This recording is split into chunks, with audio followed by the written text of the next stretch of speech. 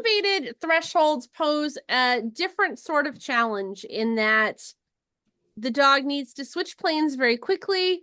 And sometimes that odor from the elevated hide skates across the room and kind of gets trapped on the opposite side, which gets us to move into the room, sometimes blocking the very hide that the dog is trying to work. So all of these things, we're just trying to build some expectations, some understanding from our dog's perspective as to what is happening at the threshold, and not be so eager to charge into the room perhaps without working. I did pull a video. There we go. So here's a nice just sequence of elevated thresholds. What I like about it is he's working right from the start. He's switching planes really easily. She's been doing some side work on this, which is really helping. Good job.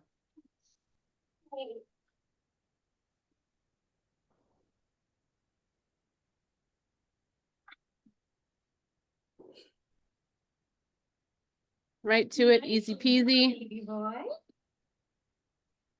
So Kelly's doing a virtual coaching membership with me right now, and we're working specifically on this kind of open elevation idea right now. And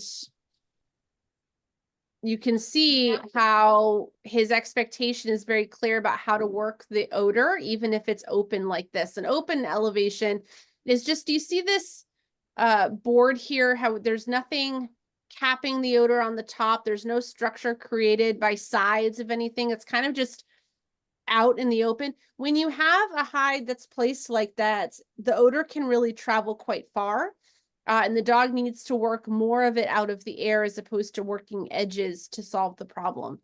I also like in this transition that we brought it back down to kind of almost his nose height, just a little bit elevated here in the last one. So we went kind of on a journey from moderate elevation to a little bit higher to a little bit lower, which is a great journey to bring your dog on when you're working these sorts of things. Throw in a low every now and again. Were there questions on the elevation, on the threshold elevation part? Great. As always, we're going to go too fast. Like I say this all the time in workshops. I say this all the time in classes. If your dog is struggling with just the concept of thresholds and needing to come all the way in the space and work it backwards, or struggling, they really had a hard time with the elevation threshold, anything like that, you don't have to do, like, the beauty of these online classes is you don't have to do the next step right now.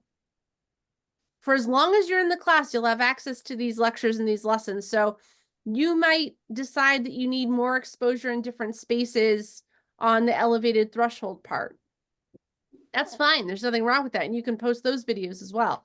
But if the thresholds are going well and you're like, this is, you know, top and my dog is really working this well, then we want to combine a baseline threshold, which means nose height a little higher, a little lower, and a baseline hide deeper into the space. Now, the trick here is that ideally they're going to prioritize the threshold and not prioritize the deeper hide. Sometimes odor works in mysterious ways, and we get prioritizing of the deeper thing.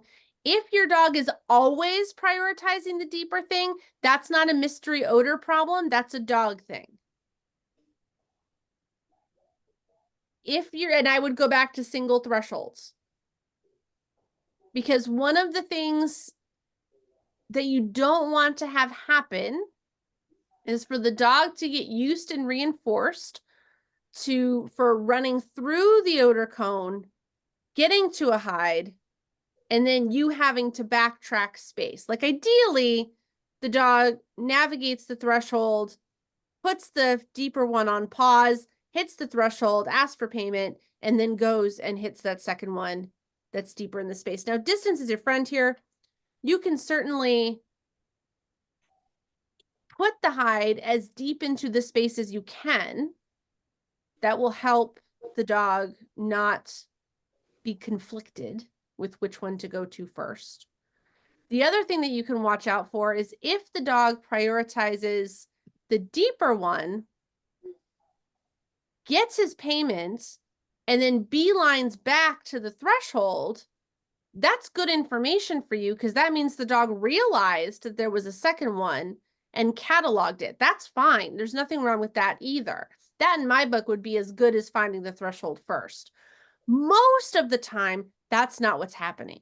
Most of the time, the dog is so used to moving into a space and getting paid in the space itself that that becomes the reinforcing space, and they want to pay attention to that. So this is a little bit of a test, but you have some choices here. If you have a dog who's inclined to blow through thresholds, I'm looking at maybe May, maybe Sunday, maybe, you know, the dogs who are very fast off the blocks and want to move their bodies. Thresholds go against all of that instinct, so they're typically harder. You have some choices. You can put your secondary hide very deep into the space so the chances of conflict are less, which would be a good choice. You could pair the threshold hide. That may help give that a little more importance. But there are choices that you can make here. And it's just about setting it up. I think about what you ideally want to see and think about how you can manipulate your environment to get that picture, whatever that means. What do you think about size of the room where you've got these two hides? Yeah, smaller rooms, there's going to be more conflict between the right deeper away. one and the threshold. So I would probably start with a slightly larger room or a room on the larger side, or maybe even an exterior. Okay. You know, so I can get some distance, so I can get some space, and then creep in to a smaller space as I work. Okay. Like if giving lots of space is working top and the dog is giving me the perfect picture of what I want to see, then I might increase and move those hides a little bit closer to create conflict.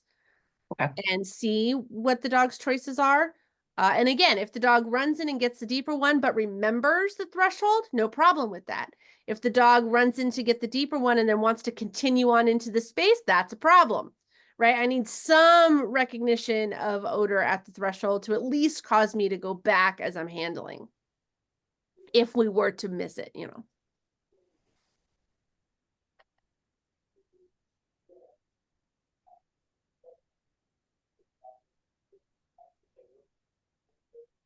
Any questions? You're all doing some great work this session. I'm really enjoying the videos and the choices that you're making, just broad stream about how you're setting it up. I particularly giggled at calling me a nut job. That was one of my favorite. I was like, what is she doing? She is just bananas about the other side of that room. But we train, this is how we know, this is how we see stuff, right? All right. I will see everybody next week. Have fun. Take care. Thank you. Bye-bye.